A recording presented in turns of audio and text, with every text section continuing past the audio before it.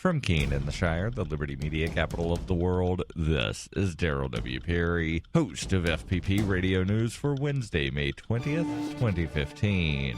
Silver is trading at $17.15 per ounce. Gold is valued at $1,210 per ounce. And according to BitcoinAverage.com, the average price of Bitcoin is $235.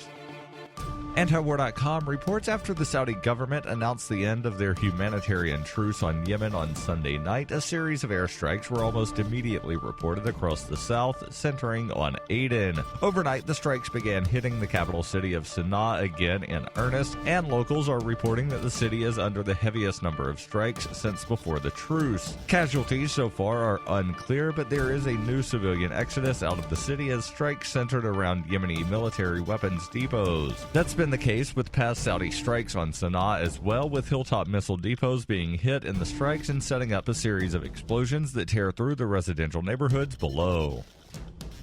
You can support FPP Radio by joining the Fans program. Fans are friends, allies, and Numery supporters. Fans help FPP afford to produce more original content. You can join the Fans program for as little as $3 per month or any amount of Bitcoin per month, thanks to the recurring payment options provided by Coinbase. To learn more or to join the Fans program, visit fans.fppradio.com. UPI reports the Supreme Court ruled on Monday that Maryland's income tax law, allowing the state to double tax residents who pay income tax in a different state where they work, is unconstitutional. The court ruled with a divided 5-4 vote on Monday to uphold the Maryland Court of Appeals' 2013 ruling that said that the tax law wrongly exposes Maryland residents to double taxation because it does not provide full tax credit for residents who also pay income taxes where they work. In most states with an income tax, people are taxed both where they work and where they live, but they receive a full income tax credit for out-of-state earnings. Justice Samuel Alito, who wrote the court's opinion, said the Maryland tax law forced some residents to pay income tax to more than one jurisdiction. North Carolina and Wisconsin, as well as the cities of New York City, Philadelphia, Cleveland, Detroit, Michigan, St. Louis, Missouri, Kansas City, and Wilmington, Delaware, could also be affected by the ruling.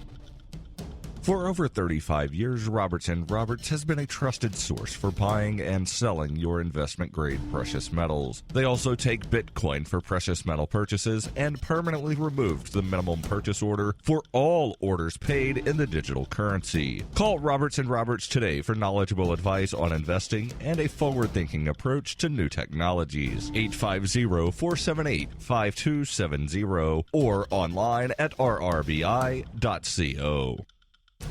Reuters reports the Los Angeles City Council voted on Tuesday to increase the minimum wage in the nation's second-largest city to $15 per hour by 2020 from the current rate of $9 an hour in what is being called a victory for labor and community groups that have pushed for similar pay hikes in several municipalities. The City Council's 14-1 vote on the measure, which must come back before the panel for final approval, would require businesses with more than 25 employees to meet the $15 per hour pay level by 2020, while smaller businesses would have an extra year to comply. Officials said the plan, which comes on the heels of similar minimum wage hikes in other major cities like Seattle and San Francisco, would increase pay for an estimated 800,000 workers in the city. City Councilman Curran Price Jr., one of the main backers of the proposal, said before the vote, "We are embarking upon, I think, the most progressive minimum wage policy anywhere in the country." The proposal was given preliminary approval in Los Angeles, where housing costs are among the highest in the nation,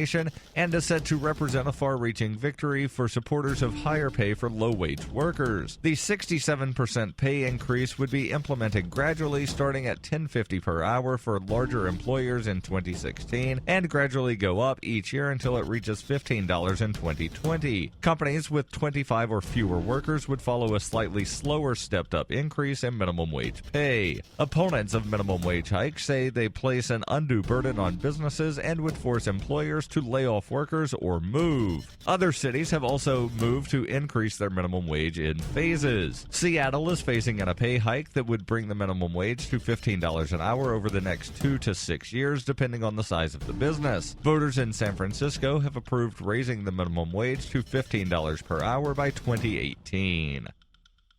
This has been FPP Radio News, online at fppradio.com.